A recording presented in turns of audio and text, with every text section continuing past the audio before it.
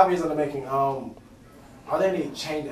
What changes have you made from when you started to now? Well, you adjust every year. It's a different group of kids. So every year my approach to the game is different.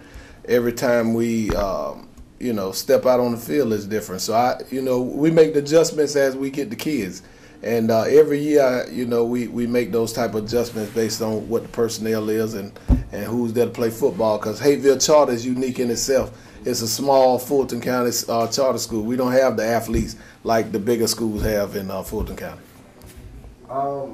Do you believe there's a 2 to 3 game stretch that can make or break your season? I do. I think it's pivotal that we come out the box this year, and take on the first. We got Swain, North Carolina, the first game. So I think, coming out the box and setting the tone would dictate what the season be. Overall, what are your expectations for your team? Well, anything less than the playoffs is a bust. I look at, every year trying to make the playoffs and advancing in the playoffs and chop the tree every notch into the tree to get the tree down. And that's our approach to the game. Now, Coach, you talked about in the press conference out there, you talked about you built the program. Let's talk about how you built this program and the things you don't have that you have to struggle to make happen for your program. Well, coming from where we started the program from, the charter school wasn't established to have any type of sports program, and with our principal believing in the children and wanted to give them a different outlet, he asked us to go out there and start football. We didn't have a football field. We still don't have a football field. We utilized the Hapeville Recreation Center to play.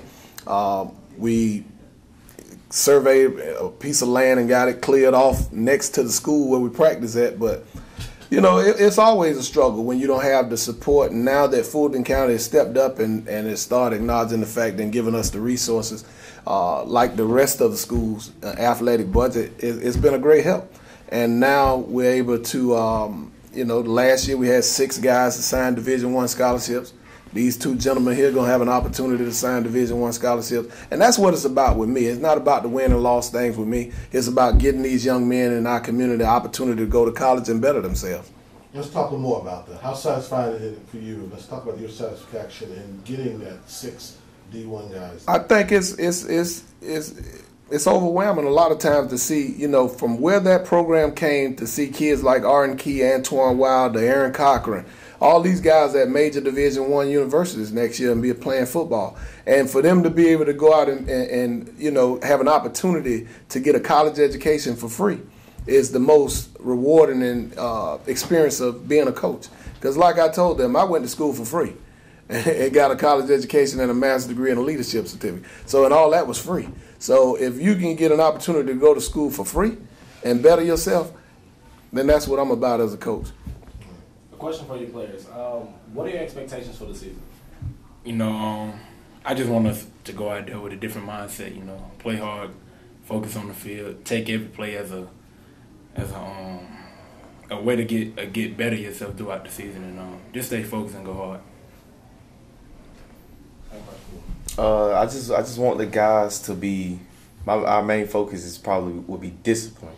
I think this team this year is way more disciplined than a lot of the other guys from the past few years. These guys are focused, getting strong fast. It's exciting. It's really good to see that. Playing the tough region you play in, name one game that you were looking forward to personally. Pace. GAC. My Say that one more time. GAC. I'm on my GAC. Now, Coach, in that particular region you're in, right? It's private schools. You got private schools. That's correct. A tough hill to climb every year. Oh, no doubt.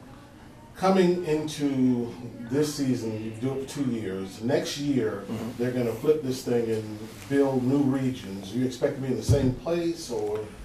I don't know. I saw the imaginary, preliminary things, but like I tell everybody, you take anybody out of our region, including ourselves, put us up against any one of the other schools, and look at our record based on them. Our losses come from within our conference. Our losses don't accumulate from our neighboring schools, the Tri-Cities, the West Lakes, and all of those type schools. Our losses come from the private schools who have an opportunity to bring in individuals. We're just a public high school. And I don't think that we should be lumped into that same situation when we don't have the same resources and we're not on the same playing field. If I was able to bring in any kid from any part of the country, then I would be in that same boat. But I'm not. I have to take the kids that live within my service area, just like any other high school. So why am I not being treated the same as if that's the case? I should be in the same conference with Temple, Bremen, and everybody else, instead of us being in that particular region now.